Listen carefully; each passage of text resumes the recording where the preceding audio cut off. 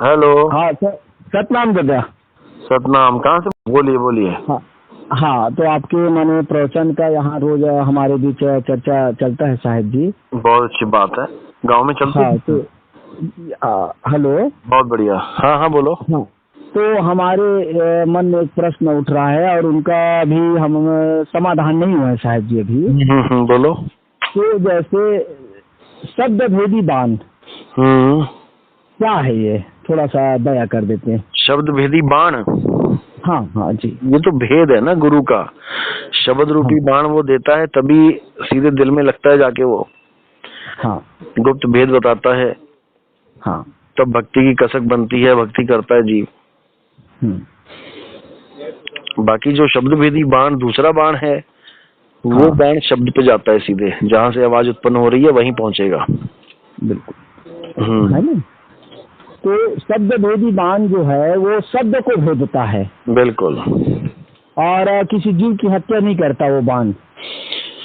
अगर वो शब्द जीव से निकल रहा है तो जीव ही हत्या हो जाएगी। नहीं नहीं, जीव जीव की, मान लो जैसे शब्द भेदी बाण हमने छोड़ दिया तो वो किसी अन्य कहीं जाकर वो किसी शब्द को भेदता है। जैसे मान लो एकलव्य जो है एक कुत्ते के शब्द को भेदा और उसके मुख को सील दिया। तो उसी प्रकार ये जो शब्द भेदी बाण है वो किसी जीव की हत्या नहीं करता होगा। नहीं, एकलव्य के पास कला थी मुंह बंद करने की। जी। शब्द भेदी बाण तो दशरथ के पास भी था। हाँ हाँ जी जी, वही बस वही उसी में मैं आने वाला था। हाँ तो फिर हाँ, तो भरत श्रवण जी जो थे वो एक अपने है ना उसमें पानी भर रहे थे। तो वहाँ पर एक गड़गड़ की आवाज आई और गड़गड़ की आवाज राजा दशरथ ने सुना। हाँ हाँ। तो जब उसने शब्द भेदी बाण वहाँ से छोड़ा गया तो वहाँ शब्दों को भेदना था, फिर श्रवण को बाण क्यों लगा? भाई ऐसा होता है, देखो आप कैसे पानी भर रहे हो, वहाँ पे ये नहीं दिखाया गया कि शब्द कैसे उत्पन्न हुआ, कहाँ पे घड़ा था, कहाँ बंदा था। जी। आपने देखा होगा कई लोग क्या होता है पानी में नहाते भी हैं और घड़ा भी वहीं से भर लेते हैं। जी जी जी जी जी, ये होता ही आया है आज तक। लेकिन वहाँ पर ये स्टोरी दिखाई गई कि वो घड़ा नीचे था और वो ऊपर था। हाँ, इसलिए वो बोले कि घड़े में लगना चाहिए था बाण। तो जी जी जी जी जी बिल्कुल, शब्द को भेदना था। हाँ, तो वही टुंगड़ी है, उनके पास जो टुंगड़ी रखा हुआ था जिसमें गड़गड़ की आवाज आ रही थी। हाँ, तो वहाँ शब्द भेदी बाण मैंने शब्दों को भेदना था, श्रवण को क्यों लगा? हाँ, कुछ ज्यादा चतुर प्राणी आ गए ना इस दुनिया में। वो कह रहे हैं आजकल कि वो बाण घड़े में लगा था, लेकिन रावण ने वही बाण चला के श्रवण को मार दिया। हाँ हाँ, ये बोल रहे हैं आजकल लोग। हाँ, दशरथ नहीं मारे थे उसको। जबकि वो ये नहीं समझ पा रहे हैं कि शब्द भेदी बाण तो शब्द भेदी ही रहेगा। जी जी जी। तो फिर प्रहलाद को, उसको क्या नाम है, श्रवण कुमार को कैसे मार दिया रावण ने? वो तो शब्द पे आएगा। हाँ, वो दशरथ ने बाण छोड़ा था, शब्द भेदी बाण। दशरथ को तो साइड में ही कर दिया ना कि दशरथ ने तो मारा ही नहीं। हाँ। श्रवण कुमार को किसने मारा फिर? हाँ वही तो ऐसे तो अपने जैसे रामायण में हम लोग पढ़ते हैं कि दशरथ जी ने अपने भांजे श्रवण को मारा है शब्द भेदी बाण से। तो ये क्या लिखा है, वो क्या सही है कि झूठ है? वहाँ पर जो लिखा है ना, वहाँ पे ये लिखा है कि शब्द भेदी बाण मारा और वो उसकी जाके लगा, क्या नाम है, श्रवण कुमार के, श्रवण जी को। जी। तो पहली बात तो ये है कि अगर उसके जाके लगा तो आप खुद समझ लो कि कहाँ पे घड़ा होगा, कहाँ पे छाती होगी। बिल्कुल ठीक है ना। जहाँ पर दिल की धड़कन चल रही है वहीं पे उस वक्त घड़ा होगा, तभी घड़े को भेद के उसके दिल में लगा। जी। क्योंकि अगर शब्द भेदी बाण दिल में लगा ही नहीं, उसके घड़े में लगा, तो मृत्यु कैसे होगी फिर उसकी? बिल्कुल भाई, लॉजिक तो यही है ना।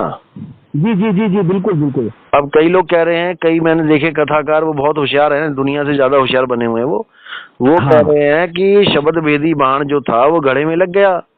जी। और वहां पर उस वक्त रावण था। जी। रावण ने वो तीर उठाया। जी। और श्रवण कुमार के मार दिया। जी। ताकि श्रवण कुमार के जो माँ बाप हैं वो दशरथ को श्राप दे दें कि तेरे कुल का नाश हो जाए, जैसे तूने हमारे कुल का नाश किया। जी। तो रावण को अगर मतलब दशरथ को श्राप लग गया कुल के नाश का, तो इसका मतलब राम पैदा होके मर जाएगा। बिल्कुल, उसका काम सीधा हो जाएगा रावण का। जी जी जी। लेकिन ऐसा नहीं हुआ, उन्होंने कुछ और बोल दिया जी, उन्होंने बोला श्राप देना था रावण को, राम को, कुल को। हाँ, लेकिन कुल को नाश नहीं करवाया उन्होंने। उन्होंने कहा जैसे हम पुत्र वियोग में प्राण त्याग रहे हैं, तू भी पुत्र वियोग में प्राण त्याग। हाँ हाँ जी साहब जी। तो वहां पे सारी कहानी को यू टर्न मिल गया जी। तो ये भी एक काल्पनिक कथा है, ऐसा कहीं जिक्र ही नहीं है। तो यहाँ पर एक वो प्रश्न आता है महाराज जी कि जैसे रावण को जब पता है अपना एक सिर काट कर, जब उसने अपना भविष्य देखा कि राजा दशरथ का ज्येष्ठ पुत्र जो है मेरे मृत्यु का कारण बनेगा, तो वो ब्रह्मा जी का तपस्या करने लग गए। ब्रह्मा जी साक्षात हुए और उसको फिर वो वरदान मांगे कि दशरथ के वीर्य से या शक्ति से कोई भी प्रकार मैंने कोई जीव की उत्पत्ति नहीं होना चाहिए। तो ब्रह्मा ने उसको वरदान दे दिया कि हाँ ठीक है, जाओ दशरथ का उनके शक्ति से कोई संतान पैदा नहीं होगा। तो जब राजा दशरथ के शक्ति से कोई ये पैदा हुआ ही नहीं, तो फिर राम जो है वो यज्ञ से आया, अर्थात उनका दशरथ का वो ज्येष्ठ पुत्र हुआ ही नहीं। फिर वास्तविक में राम ने रावण को मारा कि किसने मारा फिर रावण को? देखो ज्येष्ठ पुत्र तो वो हुआ, क्यों हुआ? हाँ। क्योंकि वो उसकी पत्नी के कोख से पैदा हुआ ना। हाँ, अगर उसकी पत्नी के भी कोख से पैदा ना होता तो वो उसका कुछ ना लगता। हाँ, जैसे अगर आप किसी औरत से शादी करते हो और वो पीछे से 2 बच्चे लेके आती है जी, तो आपके ना होते हुए भी आप ही के हैं वो, जी, क्योंकि आपका रिश्ता बन गया ना उस औरत से। जी, इसी प्रकार राजा का रिश्ता तो रानियों से था ही, जी, जो उसमें हवन में यज्ञ में ऋषि प्रकट हुए और उन्होंने, कोई कहता है खीर खिलाई, कोई कहता है सेब दिया, फल खिलाया, जी, फल खिलाया, तो कोख तो उसी की यूज हुई ना। तो फिर ये प्रश्न यहाँ पे ऐसा क्यों उठता है कि जो ये है विभीषण है ना, वो दशरथ के ज्येष्ठ पुत्र थे और विभीषण के माध्यम से ही रावण की मृत्यु हुई? नहीं, ये गलत है। विभीषण तो केवल भेद खोला है ना। हाँ, तो उनका ज्येष्ठ पुत्र उनको माना गया है। नहीं, विभीषण को दशरथ का मानेंगे? वो तो राक्षस कुल के जन्म है तीनों।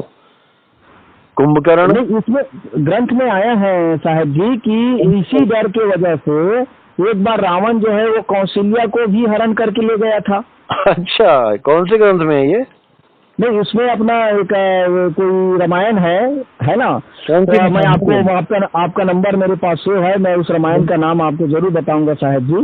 और इसमें वो हरण करके ले गया था। और दूसरी बात इसमें ये बताया है कि एक बार दशरथ जो है वो स्वर्ग गया था, तो स्वर्ग के माने नीचे आते ही एक बार उनका शक्ति का पात हुआ, तो शक्ति जो है वो जो एक राक्षसी थी, उस राक्षसी के सीधे माने जो उसके मुंह में चली गई और वहां से ही विभीषण का जन्म हुआ, ऐसा ग्रंथ में आया है। ये काल्पनिक कथाएं हैं। विभीषण राक्षस कुल का ही था और तीनों ने एक साथ एक गुरु के पास शरण में ग्रहण किया था ज्ञान।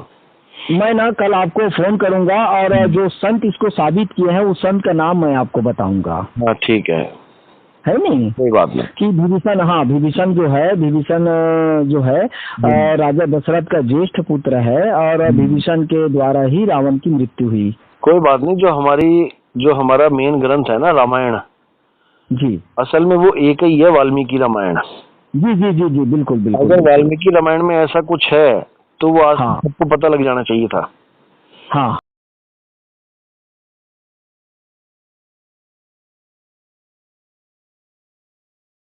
और रामायण की बहुत बड़ा व्याख्याकार, रामायण की ही बहुत बड़े व्याख्याकार हैं, तो वो भी इस बात को वो प्रमाणित किए हैं। देखो मेरी बात फिर समझ लो, ये प्रमाणित तब होगा अगर वाल्मीकि रामायण में इसका जिक्र होगा, क्योंकि जो असली रामायण है वो एक ही है।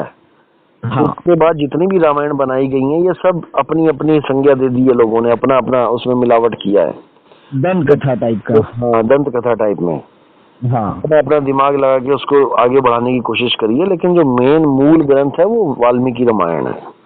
हाँ हाँ, नहीं वो तो है। हाँ, तो सुनो ना, माने मेरे कहने का मतलब है, तो आज के डेट में अपना रामचरितमानस को हम सही माने कि नहीं माने? रामचरितमानस तो उसकी फोटो डुप्लीकेट है ना वो। फोटोकॉपी हाँ। डुप्लीकेट है। नहीं तो रामचरितमानस में कई बातें जो है हमें समझ में नहीं आया, अर्थात हमें गलत लगा। देखो, जब कहीं भी मिलावट होगी वो उसमें कुछ अच्छी होंगी और कुछ बुरी बातें होंगी। कुछ हाँ। असली माल होगा, कुछ नकली माल होगा। जैसे वहाँ पे हाँ, नकली तो बहुत सारा, तो हम रामचरितमानस को सही मान पाए कि नहीं मान पाए? रामचरितमानस को लिखने की जरूरत ही नहीं थी जब ओरिजिनल पड़ा हुआ है। तो हाँ लिखने हाँ की हाँ क्या जरूरत, जब गीता हमारे पास ओरिजिनल है। हाँ तो कोई और उठ के गीता क्यों लिखे? जो जी। लिखा हुआ है पहले से ही उसी की व्याख्या क्यों ना कर दे? जी आप कुछ नया लिखोगे तो आप अपना दिमाग लगाओगे, अपना दिमाग हाँ लगाओगे तो अपना अनुभव शेयर करोगे, और आपका अनुभव सही है या नहीं है ये तो मालिक जाने। लेकिन हाँ आप हाँ लोगों को भ्रमित कर दिया ना अपने अपना अनुभव शेयर करके, जिसके जी जी जी ऑथेंटिक नहीं है, प्रमाणित जी नहीं है।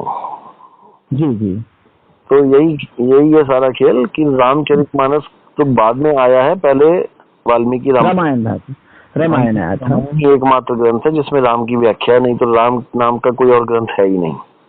हाँ हाँ राम नाम का ग्रंथ है लेकिन राम जी की कहानी नहीं है किसी में भी, जी क्योंकि वेदों में भी राम का जिक्र आया है लेकिन वो राम कुछ और है, वो रमता राम की बात की गई है वहाँ पे, जो सब में रम रहा है। जी जी जी केवल भगवान राम, हनुमान और ये विभीषण वाले राम की बात नहीं है। हाँ हाँ हाँ क्योंकि ये राम नाम सतयुग से ही चलता आ रहा है और इसी राम नाम के कारण ही राम का नाम राम रखा था दशरथ ने, ताकि जी जी जी जी समय में भी मैं पुत्र को भी पुकारूं तो भगवान का नाम मेरे मुंह से निकले, बिल्कुल बिल्कुल बिल्कुल बिल्कुल बिल्कुल बिल्कुल। इसलिए रखा था राम का नाम। ये नहीं था कि राम और है।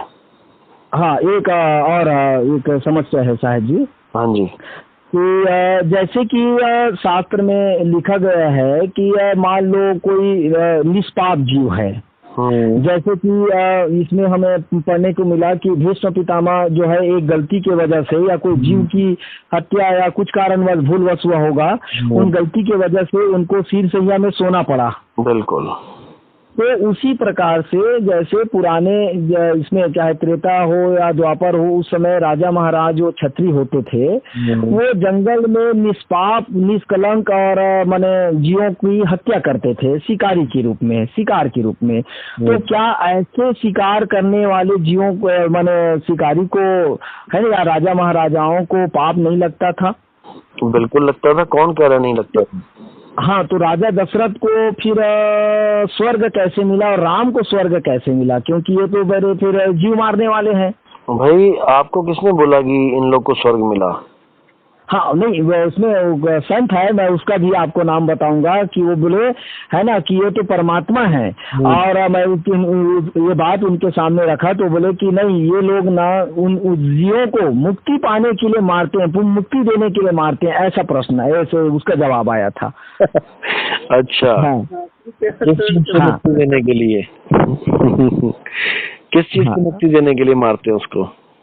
हाँ, वही जो जैसे जिस प्रकार अहल्या पत्थर थी तो राम ने आकर उसको जीवधारी बनाया, उसी प्रकार वे पूर्व जन्म में है ना उस जीव में आए थे और दशरथ का इंतजार कर रहे थे और राम का इंतजार कर रहे थे, राम मारेगा तब उसका वो ये उद्धार होगा, ऐसा जवाब आता है। अहिल्या को तो जीवन दान दिया है ना, मृत्यु थोड़ी नहीं करी उसकी। हाँ, जीवन दान देना अलग चीज होती है और मृत्यु देना अलग चीज होती है। मृत्यु में तो कर्म बनेगा जी भाई, जो जीव जैसे जी रहा है उसको जीने तो, तुम क्यों मार रहे हो? जी जी जी वो एक दिन खुद मृत्यु को प्राप्त होगा, तुम क्यों सिर पे भार ले रहे हो? यहाँ पे सारे ही जाएंगे। कृष्ण जी ने भी कहा उनको, हे अर्जुन तो तेरे नाम मारने पर भी ये सारे मारे जाएंगे। हाँ, तो हिसाब से राजा दशरथ को स्वर्ग और मन नहीं मिला होगा फिर? देखो, स्वर्ग नरक तो काल्पनिक होते हैं सारे, स्वर्ग यहीं पर ही है। अच्छा जी बढ़िया खा पी रहे हो, स्वर्ग है। जी जी जी। तुम्हारी है गरीबी है, दुखड़े हैं, तो तुम्हारा जीवन नरक है। जी जी जी जी। खुद ही बोलते हैं हम लोग यहाँ पे कि ऐसी बीवी आई है कि मेरे घर को स्वर्ग बना दिया है। जब स्वर्ग ही बन गया उनसे स्वर्ग की बात? बिल्कुल बिल्कुल बिल्कुल। तेरे जीवन में आने से तो मेरा जीवन नरक बन गया है। जी जी जी। परेशान है, यहाँ ही नरक मिल गया उसको, और कौन सा नरक देखेगा वो? सही बात है, सही बात है, बिल्कुल सही बात। जीव सूक्ष्म शरीर में जाता है। हाँ हाँ हाँ। सूक्ष्म शरीर में तब तक रहता है जब तक उसे दूसरा गर्भ ना मिल जाए। जी। हम सपने में सेब खाते हैं लेकिन हमारा पेट नहीं भरता जब हम उठते हैं। हाँ हाँ। हम सपने में पानी पीते हैं, प्यास लगती है, लेकिन हमारा गला गीला नहीं होता। जब उठते हैं तब भी प्यासे के प्यासे रहते हैं। बिल्कुल बिल्कुल। हम सपने में जब भोग करते हैं जी, तब जब हम उठते हैं तो हमारे साथ प्रैक्टिकल क्यों हो जाता है वो? सही बात है। इसके पीछे बहुत बड़ा लॉजिक है। जी, क्योंकि किसी जीव को पता ही नहीं है कि हम जन्म कैसे लेते हैं, गर्भ में आते कैसे। सही बात है। क्योंकि जितने बड़े बड़े ज्ञानी बैठे हैं ना, ये सब जी। जन्म से लेके मरण तक की बात बताते हैं, लेकिन जन्म होता कैसे है, हाँ हाँ, जीव आता कहाँ से है, बिल्कुल गर्भ में आने से पहले ये कहाँ कहाँ स्थापित होता है, कहाँ कहाँ रहता है, ये रहता है। सही बात है। कोई नहीं जानता। सब किताबी ज्ञान है, जितना मर्जी किताबी ज्ञान पढ़ ले। हाँ हाँ, इस ज्ञान को कोई नहीं बता सकता कि मरने के बाद कहाँ रहता है और उसके बाद स्थूल से सूक्ष्म से स्थूल में कैसे आता है। हाँ, स्थूल से सूक्ष्म में कैसे जाता है सबको पता है। आंख बंद करो, सो जाओ, स्थूल से सूक्ष्म में चले गए। जी जी जी, लेकिन सूक्ष्म से स्थूल आने का क्या प्रोसेस है भाई, बिल्कुल। वो किसी को नहीं समझ में आता। आप जंगल में घूम रहे हो जी सपने में, जी, 2 शेर पीछे बढ़ गए, आपको कौन एड्रेस बताता है कि तुम कौन से बिस्तर पे कहाँ पे सो रहे हो? सही बात है। कैसे वहां से आंख खुलती है और सीधे यहाँ पे आके जगते हो, वहां से भागते हो और यहाँ कैसे आ जाते हो? हाँ हाँ हाँ, कौन बताने गया? जबकि सपने में तुम्हें नहीं याद रहता है कि मैं कहाँ सो रहा हूँ। बिल्कुल सपने में तो तुम शेरों के आगे भाग रहे हो। एकदम सही बात है। वो कौन है जो तुम्हें यहाँ तक लेके आता है? ये ट्रेवल कैसे किया तुमने, किसके आधार पे किया? ये बिल्कुल बिल्कुल बिल्कुल। हाँ हाँ हाँ, सही बात है साहब जी। ये जीव ज्ञान तब होता है जब आप उस मालिक को अनुभूति करते हो, शब्द की अनुभूति करते हो, तो सारे किस्से खुल जाते हैं आपके सामने। तो साहब जी, मैं माफी चाह रहा हूँ कि तो फिर उस दशरथ और राम का मरने के बाद क्या हुआ होगा? जानने की इच्छुक हैं, बहुत फंसे हुए हैं इसमें। हाँ, राम जी बन के आ गए। हाँ सही बात है। ये आपको ना तो किसी ने बताया ना पता लगेगा। हाँ हाँ, एकदम सही बात है, एकदम सही बात है। हाँ हाँ हाँ, आ भी रहे ना, कभी राम बन के कभी श्याम बन के चले आना। सही बात है। एक और समस्या में हम लोग फंसे हुए हैं। हाँ, क्या साहब जी, ये सब पढ़ते हैं है ना, तो बहुत कुछ ये चीज है जो समझ में नहीं आता। तो आपका नंबर हम लोग रखे हुए हैं और हर दिन प्रतिदिन आप ही के माने सत्संग लगभग यहाँ 2 से 3 घंटा 4 घंटा है ना, कंटिन्यू रोज चलता है। बहुत बढ़िया। कौन सा? हाँ हाँ हाँ, तो एक हम द्वापर युग में चलते हैं थोड़ा सा। द्वापर में? हाँ, द्वापर में ये हुआ जैसे क्या बोलते हैं, कौरव। हाँ हाँ, कौरव का पूरा नाश हुआ। हाँ, तो द्रौपदी जो है बाद में श्री कृष्ण के पास गई और बोली कि आपने मेरे पूरे पुत्रों को मार दिया। तो ममता की विलास में वो श्री भगवान श्री कृष्ण को श्राप दे दिए कि इसी तरह आपका भी पूरा यदुवंशी नाश होगा और वंश बढ़ाने के लिए एक भी व्यक्ति जीवित नहीं रहेगा। तो कारण समय चलते वाकई में पूरे यदुवंशी नाश हो गए। तो आज जो यदु हैं, यादव हैं, वो किसके पूर्वज हैं? ये कहाँ से आए? हाँ, वो कहाँ से आए? जबकि उस समय तो कोई यदु बचे ही नहीं थे। तो ये यादव कौन है? ऐसा है जैसे जो परशुराम था जी, उसने भी क्षत्रियों का कुल नाश कर दिया था। नाश किया, जी जी जी जी। पता नहीं कितनी बार किया, 17 बार किया, कितनी बार किया। हाँ हाँ, जी जी जी। तो ये कहाँ से आ जाते थे फिर? हाँ, तो राम के समय फिर चले गए थे, वहीं पे उनका रुकावट हुआ शायद। ऐसा होता है। देखो, हाँ, गीता का पहला श्लोक पढ़ोगे आप, पहला अध्याय, उसमें भी यही कुछ बोला गया है कि ये वर्ण शंकर जो है ना, जी जी जी जी, कि जब सारे लोग मर जाएंगे और हमारी स्त्रियों को दूसरे लोग भोग करेंगे जी, तो अन्य जातियों के जीव पैदा होंगे। जी जी जी, जिनका दिया हुआ हमें लगेगा भी नहीं, पितरों को लगेगा भी नहीं जी, हमारी वहां भी दुर्गति होगी और हमारी यहाँ भी दुर्गति होगी। जी, इसका जवाब पूरी गीता में कहीं नहीं मिलेगा आपको। जी जी जी, अध्याय 1 में जितने सवाल पूछे उसमें एक का भी जवाब नहीं मिलेगा। अध्याय 2 में या 3 में या 4 में जी, उस टॉपिक को ही क्लोज कर दिया कृष्ण जी ने। जी, क्यों किया? उसके पीछे कारण क्या था? जी, उसके पीछे यही कारण था कि कोई जात पात नहीं होती, कोई कुल नहीं होता, ये हमने बना दिया यदुवंशी, हमने बना दिया क्षत्रिय, हमने बना दिया ब्राह्मण। सब गुणों के आधार पर ही विभाजित होते हैं।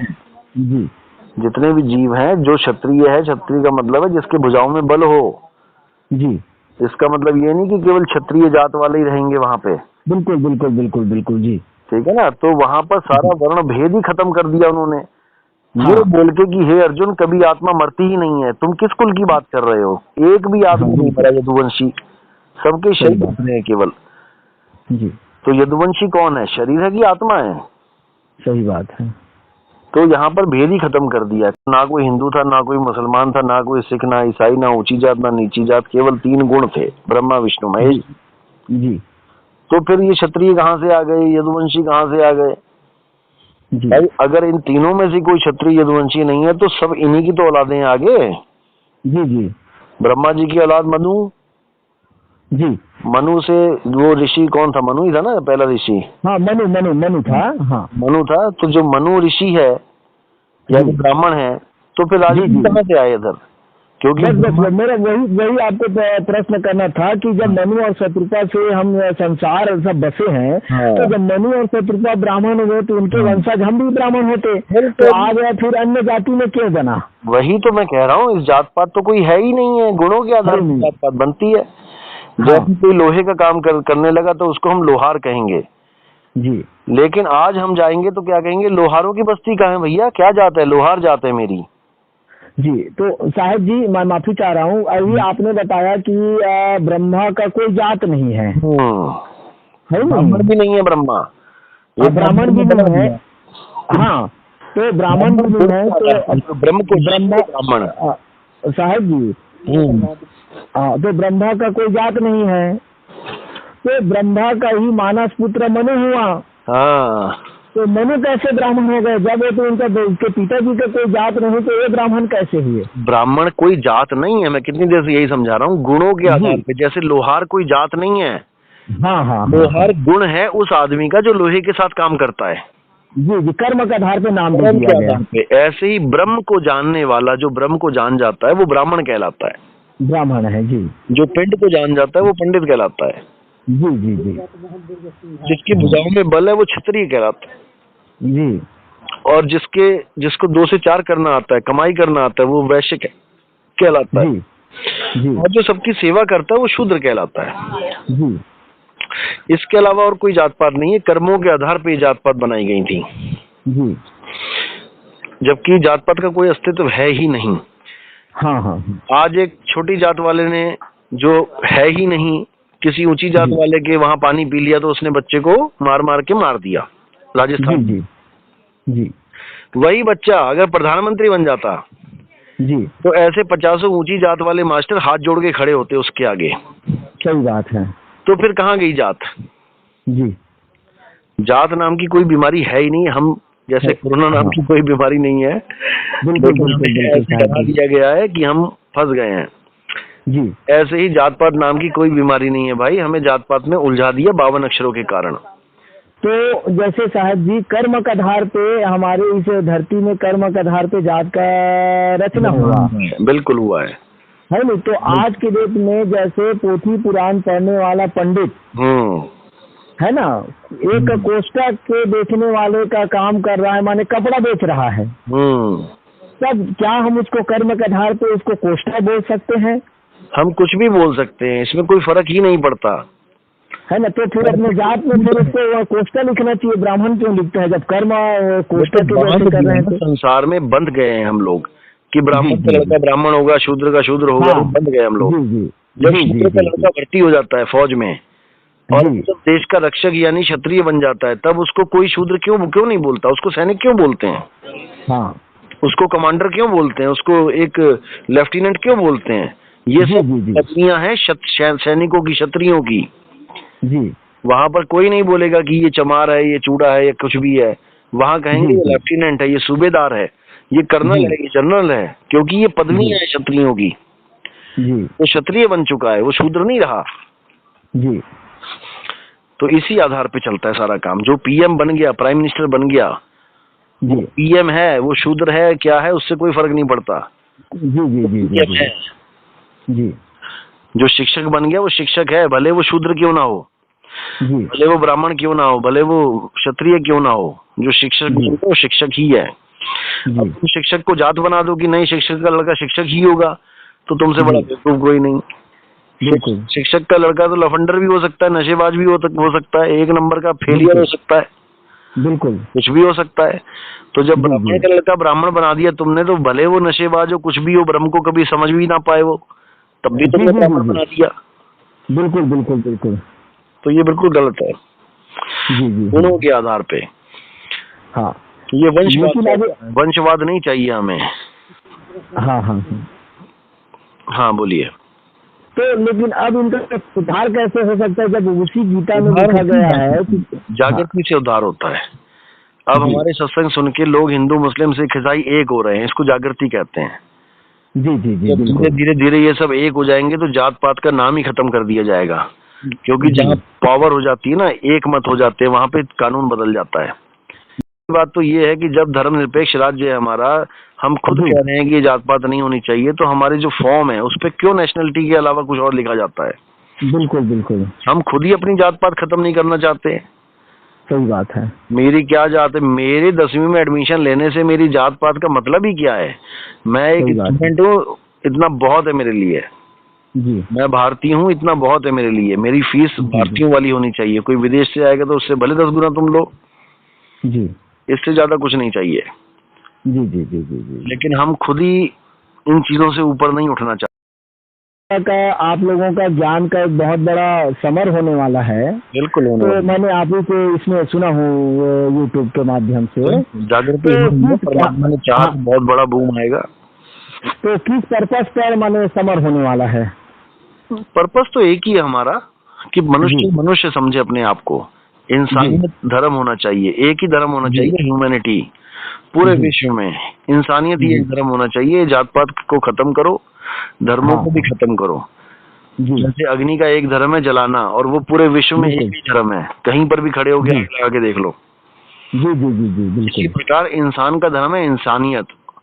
उसके अलावा जो जिस ओहदे पे, जो जिस पोजीशन पे है, उसके अलग धर्म है। राजा का धर्म अलग है, प्रजा का धर्म अलग है, पति धर्म अलग है, पत्नी धर्म अलग है, संतान का धर्म अलग है, शिक्षक का धर्म अलग है, शिष्य का धर्म अलग है। सबके अलग अलग धर्म है, लेकिन हमें कर्म कांड ही धर्म बना दिया गया है। जी जी जी, बिल्कुल सही बात। उन्हें इस कर्म कांड को धर्म बना दिया है, जबकि ये उनका कर्म था केवल। जी, आज भी ये लोग कर्म कांड लिखते हैं, कर्म कांड करवाने के लिए संपर्क करें, क्योंकि इनका कर्म है ये धर्म कांड नहीं है। कर्म कांड है। धर्म तो हमारा इंसानियत है, एक दूसरे से प्रेम करना। बिल्कुल। एक दूसरे के गलत समय पे, औखे समय पे काम आना, एक दूसरे की मदद करना, ये है हमारा धर्म। हाँ जी। और जाने की इच्छुक है कि अभी जैसे मान लो हम आपके दर्शन करना चाहें तो कहाँ पर, जैसे आपका वो है, बहुत सारा ये प्रश्न जो है वो है ना, कंफ्यूज है एकदम। आपने बहुत अच्छी तरह से हैंडल किया है ना। ठीक, प्रणाम साहब जी।